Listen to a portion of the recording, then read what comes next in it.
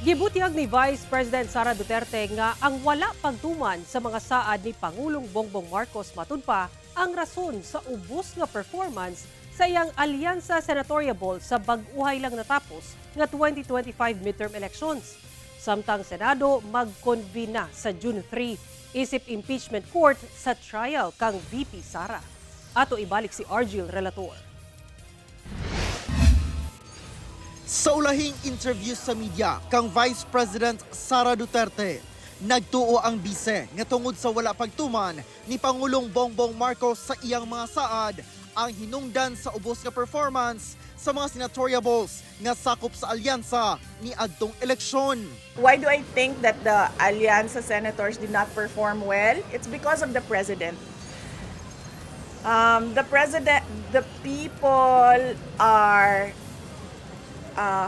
people find him wanting of his promises, and the people expect more from the president, particularly with regard to his work for our country.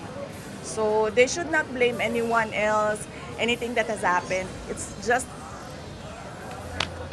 the president.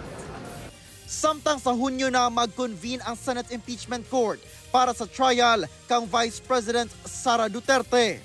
Formal na giabisuhan ni Senate President Cheese Escudero ang Kamara nga mag-convene na ang Senado sa June 3 isip impeachment court nga maoy mutaral sa bise. Sa sulat kang House Speaker Martin Romualdez nga dunay petsang May 19, gisulti ni Escudero nga subay sa Rules of Procedures on Impeachment Trials.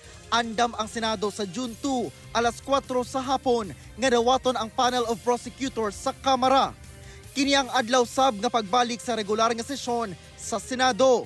Sumala ni Escudero, gipaabot sa Senado nga basahon sa prosecution panel sa open session ang 7 ka charges nga nakalatid sa Articles of Impeachment nga gipasaka batok sa bise.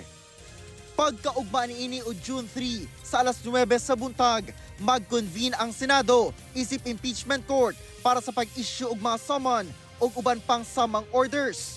Nakalati sa sulat ni Escudero nga copy furnished o gipadalahan sab og kopya niini si Vice President Sara Duterte.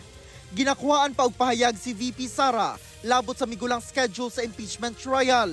Apan una na gibutyag ni VP Sara nga andam na ang iyang kampo kung madayon ang trial.